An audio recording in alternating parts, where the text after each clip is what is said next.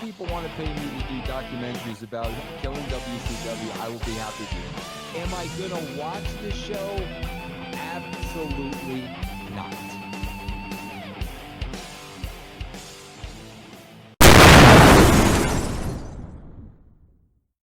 Ladies and gentlemen, boys and girls, today I'm going to answer the question that nobody, damn near nobody asked, because really y'all knew the answer. Was WCW 2000 that bad? First episode of 2000 kicks off by showing you the near death of Sid Vicious. Didn't nobody ask for that, but we got it, didn't we? Sid Vicious nearly gets crushed by a monster truck and escapes with only a crushed vertebrae. What the? Okay, continuing on. This freaking segment, I swear, will be the death of me already, and we're not even 10 moves in. NWO's in the locker room talking about who the commissioner might be. And I swear to you, this segment feels like GTTV all over again. Damn it, Gold Dustin. Anyway, oh my god. Kevin Nash comes up with a gem in this segment, saying that Tom Zink should have been the commissioner. And I'm really, really hopeful that he is tonight, even though I'm pretty sure that he never was unveiled. But I'm also pretty sure that this fight between Bret and the not so paralyzed Sid Vicious was actually the prototype for the mocap used for backstage assault. And like, what kind of powers does Sid Vicious have? Is he Superman? He could be the new general manager or commissioner, as they're saying here. Which, thank God, they retired that tag, because, my good lord, it is a to type. I still have no idea how to spell it, being real with y'all. Super Cena's got nothing on this performance by Sid. Dude gets near crushed by a monster truck. It's shown in 2 segments already. And here he is trying to take out Bret with the freaking grate from a scaffold is the word I'm looking for, I believe, or some kind of lighting rig. Anyways, he hits him in the back, and then they start tussling. And then, towards the end of the segment, NWO 2000 come out, and they are completely non-effective. So they just beat up these random trainee hashtag John Cena's, because John Cena was in the power plant at this time. Fun fact. But he got nothing on Super Sid Vicious. Let's put that out there. Anyway, this segment right here, combined with the first segment, already starts this show off at a -1. Let's see how far in the negatives we can dip through this segment that I will now call Russo Killed WCW. Because this is abysmal. This has WWF 99 written all over it already. And none of it makes any sense already.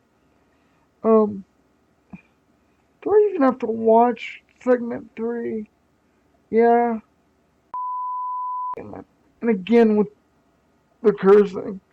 But honestly, I'll leave this one in there. And as always, I'll see you guys on the next segment.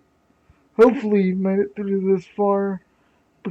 Okay, so I thought segment 2 was bad. Segment 2 combined with 1 gave this a -1, and if that's the case, then this is a -5. Let's break it down, shall we? DDP is seen in this segment talking to Gene Okerlund about his upcoming match versus Buff Bagwell, which should be happening now, but it isn't, because it's happening at their next pay-per-view, whatever the hell it is. I'm not even gonna press play at this point to rewatch this thing, because it was bad enough the first time.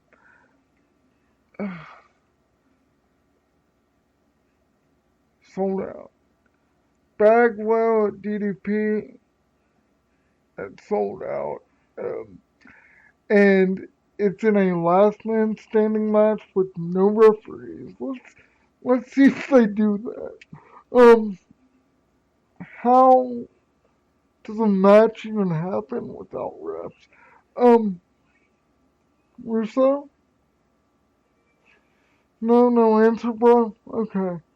Um, DDP looks visibly and utterly pissed off here, as he saunters to the ring.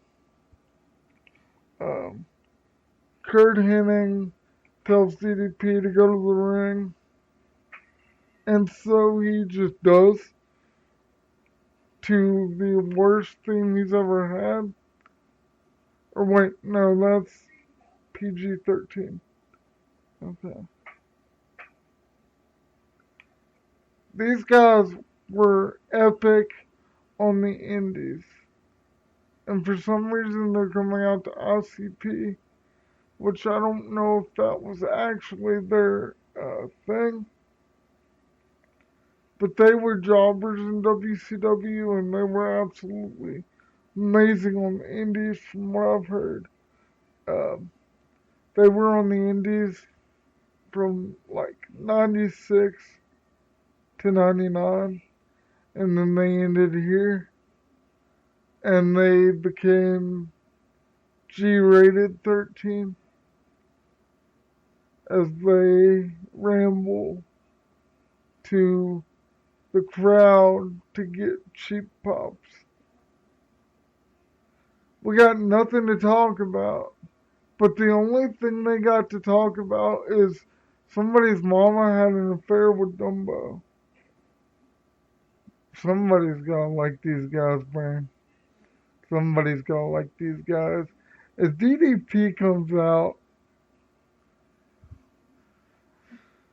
it's so confusing because he's not even in the tournament. He's just told to come out by Mr. Perfect, Kurt Hennig. Um, is he a part of like creative control? Am I missing something? Why are they fighting Diamond Dallas Page? And it's like when they scripted this, they scripted it for like PG to go over or to get over, and neither one of those happened. So bad. I can't underscore how bad this is. As they hit the pyro again.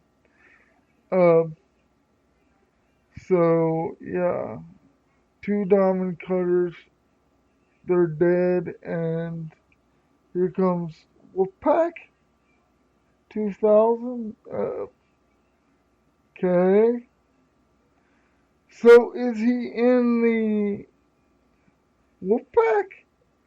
Is this like the Bang Bang Gang 2000? So at this point, Kevin Nash and Scott Steiner make their way down to the ring, and they're both carrying the graffiti to spray on PG-13, who are just dead after the two diamond cutters. So this is not even a match. It's 1, 2, 3 NWO 2000 win and advance on in the tournament that nobody wants. But we have it anyway, just like the death of Sid Vicious or near death experience. Either way. On to the next crappy segment.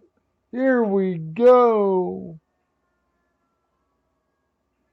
I really don't want to talk about this next segment. And I know I keep saying that. But this is the mother of all incognitive Russo type promos. The NWO 2000 come out.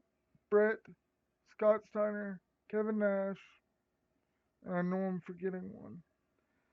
And they all play a game of pass the mic.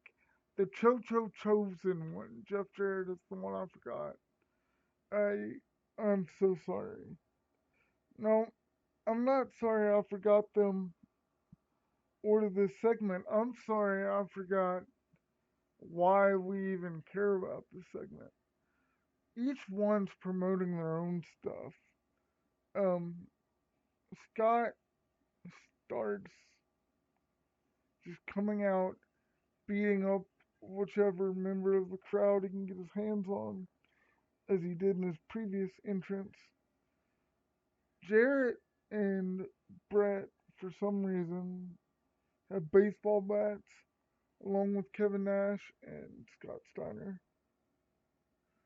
I'm so confused. And so are they. They're tripping over their own marks here. And not the marks in the crowd, but their own timing marks. Who's supposed to speak, who's supposed to do what, as they're all fighting for mic time amongst themselves. This could be its own match. The NWO promo battle royal with nobody going over. I'm so confused as to what they're even promoting here, as the commentary is so confused. They actually give away the finish to who the general manager is supposed to be, because they're selling it so hard that it can't be anybody other than Ric Flair at this point. So maybe they just gave up on that angle and phoned it in right here. Because, spoiler alert, it is Ric Flair. And that is a big letdown. Because of all the people it could have been, really, you picked the same guy that you buried in 99. So you bury him in 99, and in 2000, he's retired slash not retired, but he's the commissioner and president of WCW as the year will play out. And I'm just so confused. Again, this segment was not even, it's down in the negative 11, 12 PG 13s because I just, you can't make sense of this. Steiner math that he would do years later, almost 10 years later to the day, made more sense than this. As nobody knows, even though we all know by this point who the commissioner is going to be, as they're just dropping the bombshell right here that goes over like a wet fart in your local church. Eh. Ladies and gentlemen, boys and girls, here we are back again with another segment, and this, spoiler alert, hasn't gotten any better. David Flair and Daffney and Crowbar. Sanity 2000 versus Lash at Midnight. Lash LaRue and Midnight Queen Charmel. Um, there's not much to say here. Booker T and Stevie Ray are splitting up as Harlem Heat. This, I believe, kicked it off when Stevie Ray accidentally on purpose, hit Booker T and cost Harlem Heat their own spot at the tag titles.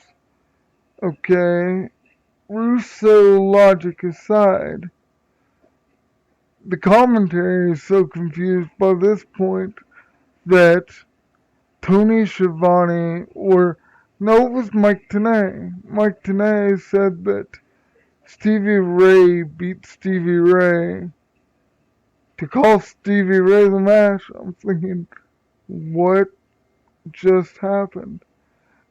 Apparently it was Booker T, because that would make more sense.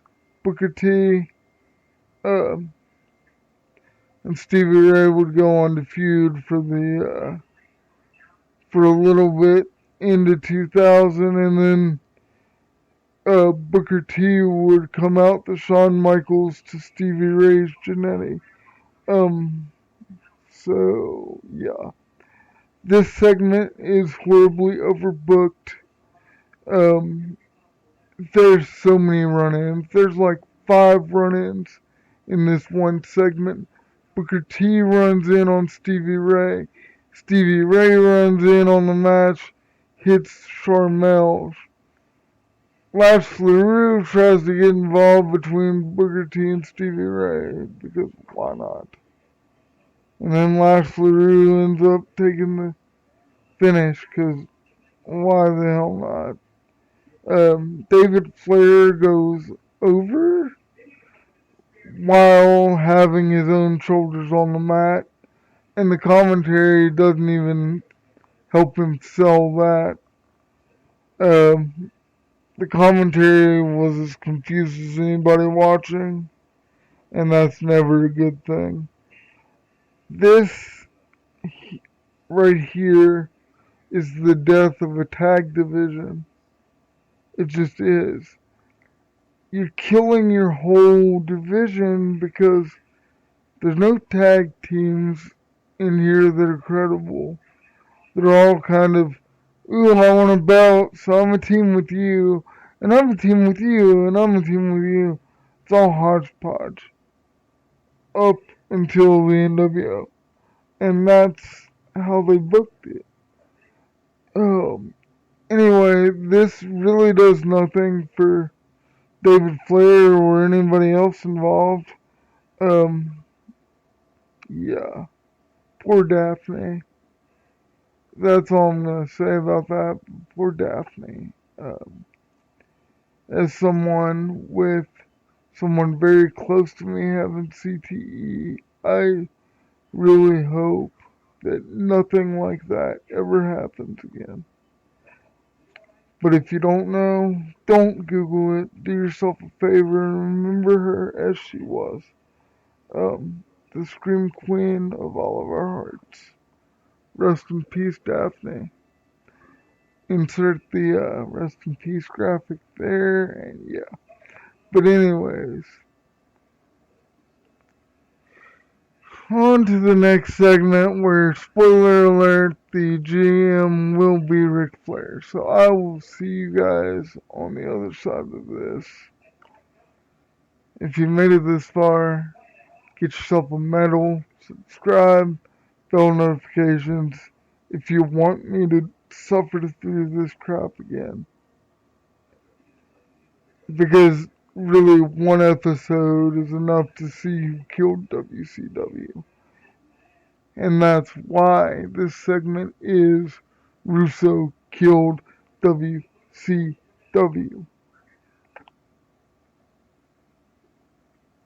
Okay, this next segment,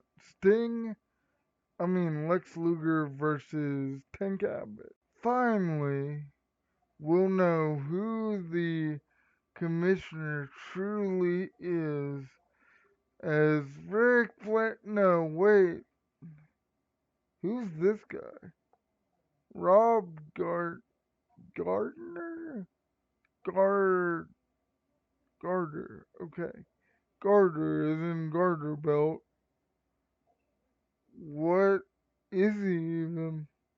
He's says here he's VP of television syndication. How does that earn you a suit? Oh, he's Bill Bush's spokesperson. Who's Bill Bush? Okay, another writer. So the writers are feuding with each other. Jesus Christ. How self-indulgent do you gotta be, Vince Russo? Now you might as well hit the wrestling fan in the face with it's fake. You're calling your own product fake openly, blatantly. There's no disbelief here. You just had Rob What's His Face tell the whole audience and everybody watching at home that writers are fighting with each other. Writers as in work, as in it's predetermined. Which, yes, we knew going in, but nobody likes to watch a movie with the disclaimer it's predetermined on every ad break. That's what that's like. And that's what these shoot promos do if delivered and executed in the wrong way. What is the right way to do a shoot? The Montreal Screwjob. Any CM Punk promo.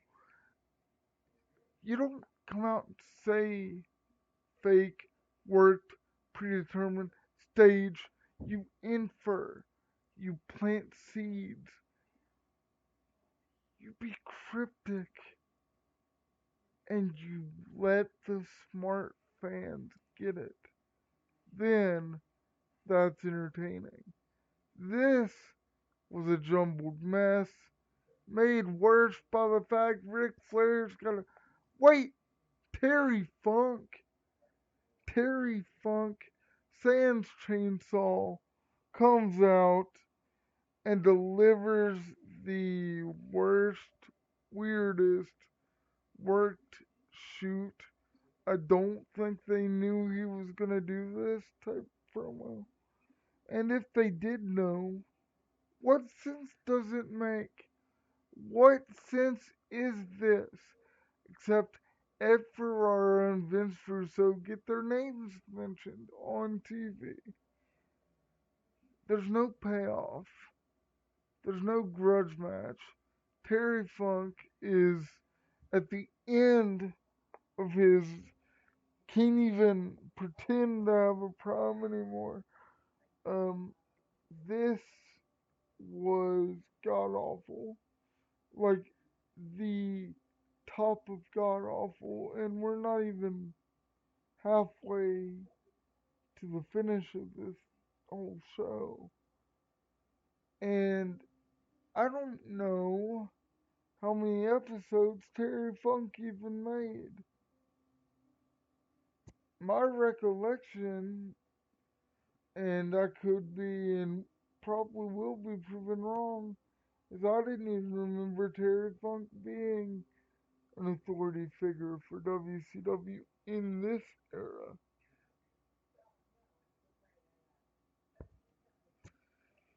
But man, this is just all over the place. It's as all over the place as the WCW title would become later in the year. I'm just godsmacked here. Absolutely and utterly shocked. Not by Terry Funk, but by the content of this promo. And who is this working exactly? Because it's not working the fans. You just made everyone, even the ones that bought a ticket, instantly regret it and tune out. And the ones that can, just change the channel. Anybody with half a brain would have. This was beyond abysmal. There's not enough negative adjectives in the world to describe how just dumb and utterly nonsensical this is. I can't believe how stupid everybody thinks wrestling fans are. And it's because of this promo. This segment makes anybody that's ever loved wrestling look dumb by association. And this makes me feel like all the editors and anybody associated with the format sheet ought to be shot in the head. This kind of pulling back of the curtain isn't even the entertaining kind. It isn't the speculating kind. It's the one person's opinion versus another person's opinion when neither opinion is very good type of thing. You could compare it to the current political landscape. I wouldn't because I wouldn't want to offend people. But yeah, the government sucks, and so does this segment. Um, Yowie Wowie, this is a toilet flush. I could grade this thing a toilet flush. Not even a negative, not even a positive, just a full on turd waiting to be flushed down on 7 goldfishes that died before it. Holy hell, it's time for a Kanyon match. Oh no, it's Kanyon and Buff Bagwell in the tag team tournament. That can only mean one thing. Swear, bro, it's a handicap match. Buff Bagwell and Chris Kanyon don't get along. So, Buff Bagwell slams the champagne over Chris Kanyon. Kanyon oversells and he is knocked out cold. EMTs rush him out of the ring, and Buff Bagwell is taking on Norman Smiley, who's dressed as a mascot for the Cheap Pop, and Asia. Again, a non tag team that's been thrown together. I swear, it feels like those old wrestling games, like WrestleMania 2000 and Virtual Pro Wrestling 2, where you gotta take a tag team through career mode. Like, neither one of these two make any sense as a team. Why are you putting girls and guys together? Why is this match even happening? And why did they cart Kanyon away but not any of Public Enemy earlier? None of this makes any sense. Again, why wouldn't Buff just leave Kanyon there to get pinned? This is asinine. And oh, let's not forget, Buff is the baby face here, but he uses a foreign object to knock out his tag team partner. And he's wrestling Norman Smiley, who's a babyface, and a woman, Asia, who was their answer to China. Rest in peace, China. And I don't know what happened to Asia. I'll have to Google that after this segment. But if she has passed on. I will include that as well in this. But my God, these handicap matches in the tag team tournament are unreal. Unreal. It's either a handicap match or a run in from somebody not in the tournament. And it's just, you're ruining a division. You took a division and made it a joke. And then later on, they'd get a hardcore title and make that a joke too. Nothing is serious in WCW at this point. People are injured, people are done,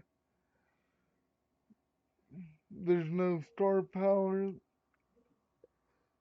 And the star power they do have is supposed to be hurt. Sid Vicious was supposed to be 1 inch away from being paralyzed. He shows up in a neck brace, beats up Bret Hart, avoids the NWO 2000 somehow, as they're there like 3 or 4 minutes too late to do anything. And to now tonight he's gonna wrestle Jeff Jarrett for another uh, title opportunity. Why, how, and where? If they got a neck brace on, they shouldn't be cleared to compete. Period. A neck brace means that your neck is at least dinged up enough that they don't want it moving. You move your neck a billion times in a wrestling match. You move your neck once just to get in the ring. So I don't understand why and how things like this keep happening even 24 years later. If you wear a neck brace, don't wrestle. Do a promo, that's fine. Don't even do any physicality because you're ruining the illusion. Period. It ruins it. And it ruined it earlier in the night. It ruins it later in the night. None of this makes any sense. And as far as I'm concerned, it doesn't even matter who wins at this point. From now on,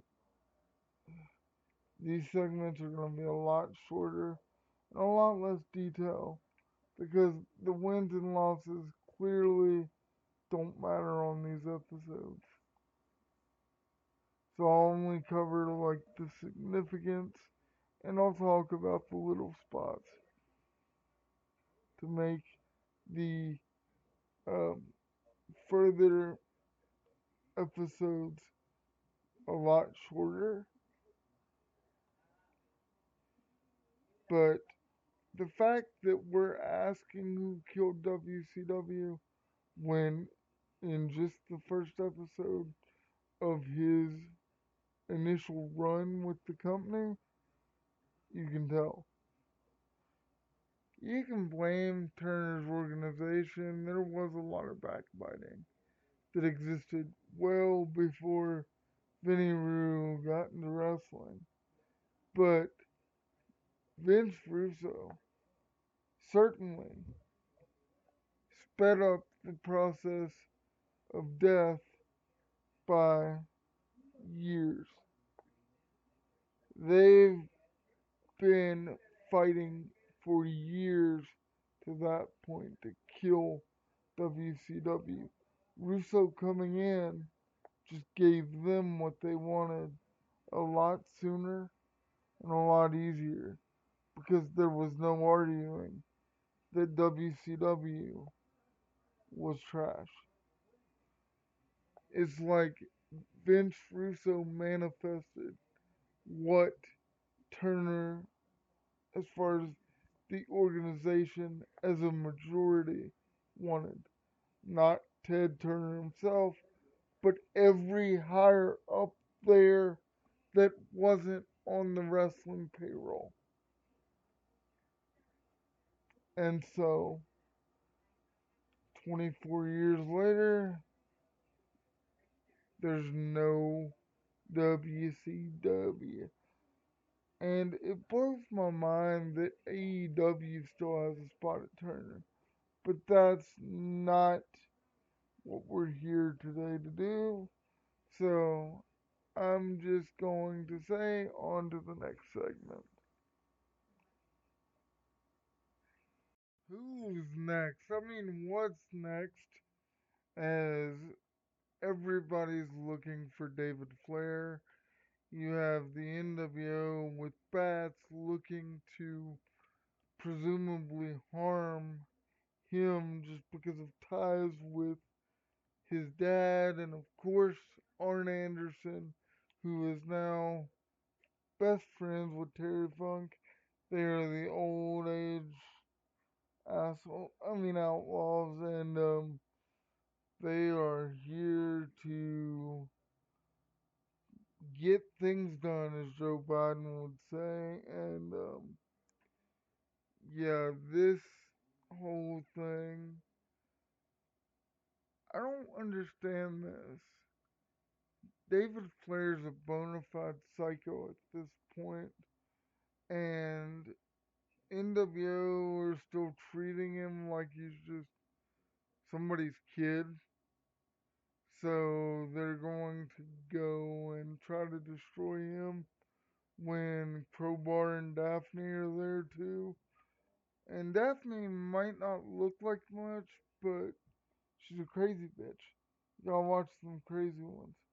And it's just, it's insane that they would even try to chase down a persona like that. Kind of reminds me of like when Spider-Man was after Venom for using his best friend as a host, when it's kind of the best friend that turns into Venom rather than anyway. Neither one find him yet, and that part of the segment ends with Daphne presumably inferentially leading um, them to David. Cut the match now as it's Big Papa Pump, Scott Steiner, and Nash again facing the Harris brothers that have once advancing into this part of the tournament as um,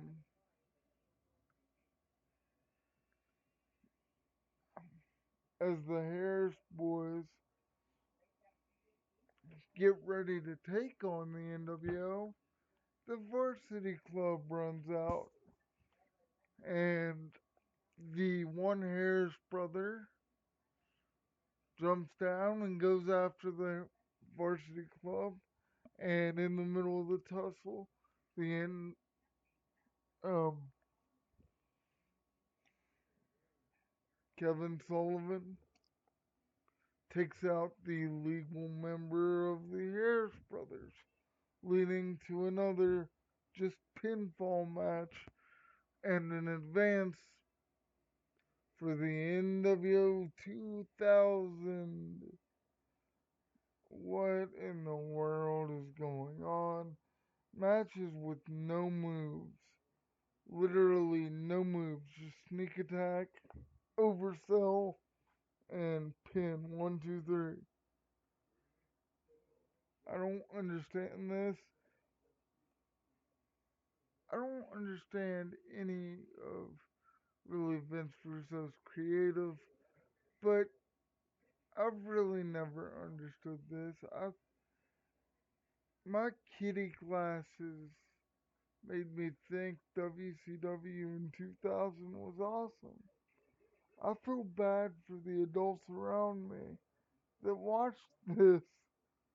None of it made logical sense, especially against the WWF.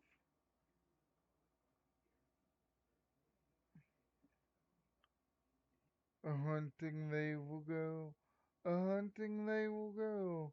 I hold the Dario, a hunting they will go. Everybody's looking for David Flair at this point. And again, as I'd mentioned in prior segments, Daffney was going to lead Terry Funk and Arn Anderson to David Flair, the Prince of Insanity, as I'm just gonna call that persona from WCW. Um, she leads them to a dead end and then tells them maniacally that he doesn't want to talk to them. He doesn't want to talk to the NWO. He doesn't want to talk to anybody. And she's laughing, and she's laughing, and she's turning a corner. And wouldn't you know it, Jeff Jarrett comes up from behind and pulls her off screen. So they've abducted her, I guess, as the team of Buff Bagwell and Chris Kanyon take on Bam Bam. What the? Bam Bam Bigelow runs in, and for no explained reason other than their former teammates. Hey, maybe Vince Russo's learning from me. Um, he's thrown off the stage to his death. I mean, no, through a table. The first camera angle was way better. It just looked like Chris Kanyon died right there.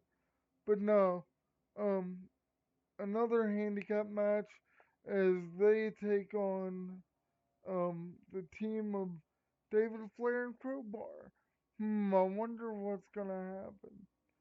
I can bet you Buck Bagwell ain't winning this handicap match, as it's like the third one he's had to do. He did the one earlier with Norman and Asia, which against all odds, Buff won. He did the one the week before, they said, um, against Rick Steiner or some shit. I don't know. None of this makes any sense. And the writing's on the wall here. I'm going to right now delay recording just to see the finish, and I'll be back with some talking points, if any.